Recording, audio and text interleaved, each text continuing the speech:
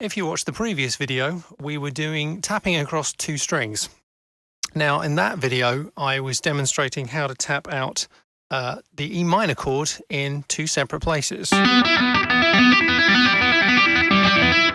So if you want to know more about that, please check that video out. Check the video, subscribe, hey, whatever you want to do. In this video, what we're going to do is we're going to move through a little chord sequence. We're going to play E minor, then we're going to play C, and then we're going to play D. Okay, and now this really isn't as difficult as it might first appear. It's really a case of either knowing the notes of the chords or just knowing where to find inversions of chords. Now, what I mean by that is if you've got 2 or 3 notes in a chord, they move through different shapes as you go up through the neck, so you can find them in different places. If you're familiar with the cage system, then this should come really easily to you. So what I'm going to do is break them into the shapes that we'll play in the left hand and then shapes that we'll play in the right. For E minor, we've got the 4th fret of the G string and the 5th fret of the B string. We'll find the same chord a little higher up, same strings, 9th fret of the G string and 8th fret of the B string. To change E minor into C, all we've got to do is change this B into C, and we have our C chord. Really nice and simple. The good news is the shape up here that'll be played in your right hand is identical to the E minor. So that's nice and easy. Now the two shapes that we end up with, we just move them up 2 frets, and there's our D chord. Okay, so I'll play through it really nice and slowly.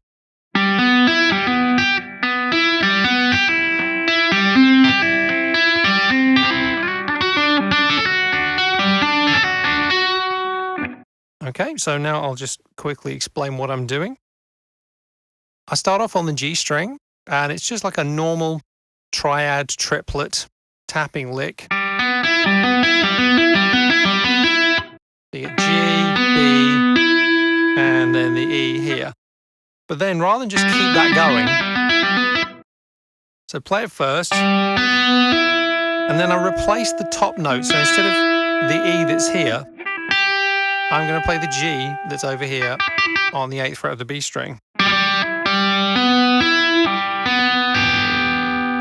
And then because I'm holding an E here, when I let go of this G, it pulls off to the root note.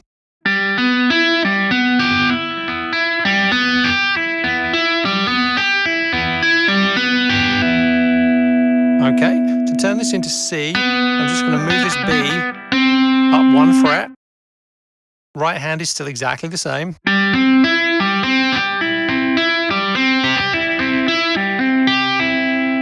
And then you're going to move the entire thing up 2 frets.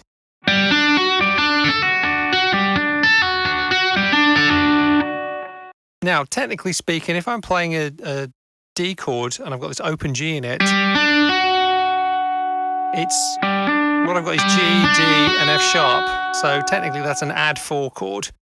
If you want to minimize the sound of that G, just when you lift that first finger in your left hand, don't do that with it. Just lift it a fraction.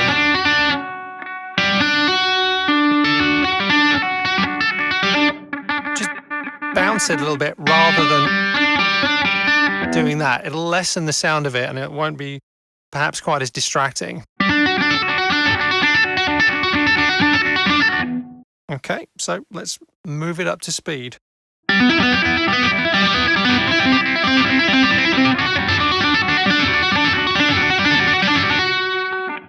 So there you are.